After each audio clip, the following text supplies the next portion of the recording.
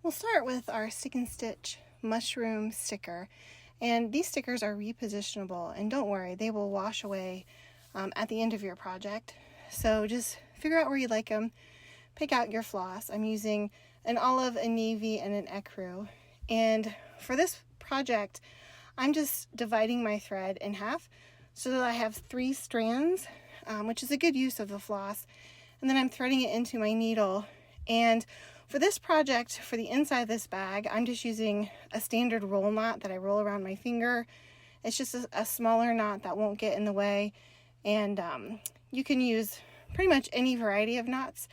For bags, it doesn't really matter. So I'll pull up my thread through the back to hide that knot inside of the bag, just to get started. And what I generally do with our Stick and Stitch stickers is I go around the border with a back stitch, and it's just a simple little straight stitch. I do have another tutorial just with that stitch on my YouTube channel a little bit further back, actually from a couple years ago, I think. So feel free to check that out for a more detailed view of that.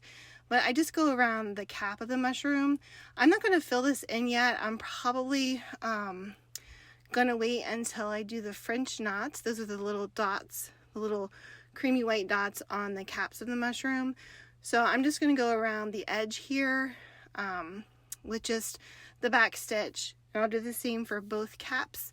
And this does take some time, so just be careful not to poke your fingers. It's a tiny little space to try to get into to make those straight stitches.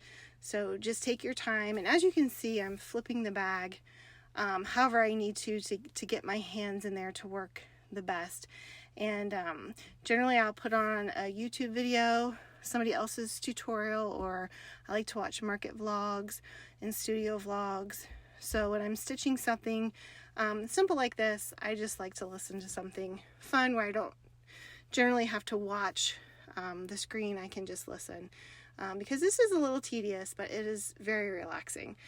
For these French knots, these are just standard French knots, and my pattern shows little circles. So I'm getting in the general vicinity of those circles. It's okay if it's not exact, because this sticker will wash away and you won't see the pattern at all for the stem or for the cap or for these little circles.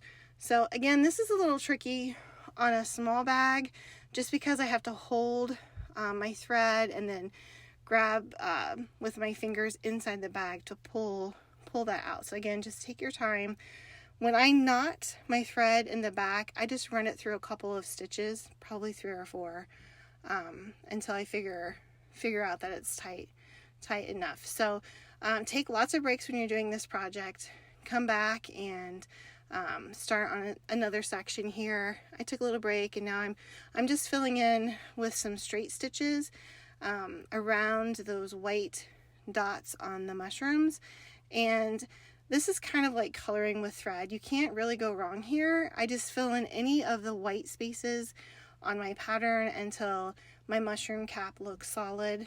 And I'm not using the exact same length of stitch each time. I'm just varying it, and that actually gives it some really nice texture and gives the eye a different place to look, rather than if it was more of a satin stitch. And I like that look, and I think it's fun.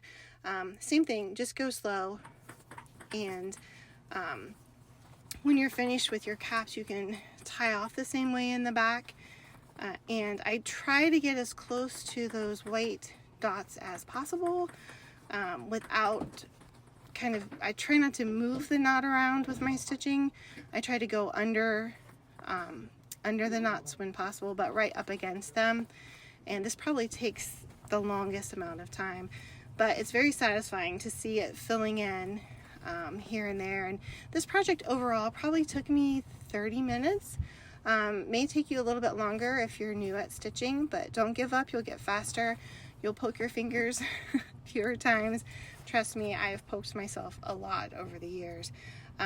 Again, just tying it off, tucking my stitches under, clipping it close, and then I'm ready to move on to the stems, which I'm using my olive green for. And the same process, I'm creating a border A lot of you, maybe when you were younger, coloring pages by tracing over the border first and then filling in. So kind of a similar concept here, just getting the shaping of each cap using that simple back stitch. That's my go-to stitch. I use the back stitch probably more than any other stitch, and the stems are more satisfying than the caps because you don't have those fringe knots in the way. So you're just going to go back and forth. You can do more of a satin stitch on these, meaning you can just use the length of the cap to go back and forth, or you can do some tiny stitches and then some longer stitches. And here again, I chose to just do a variety length of stitches because I like that textured look. I did that for both the smaller stemmed mushroom and the larger stemmed mushroom. And then you just rinse the pattern off and you're done, and you have some cute little mushrooms.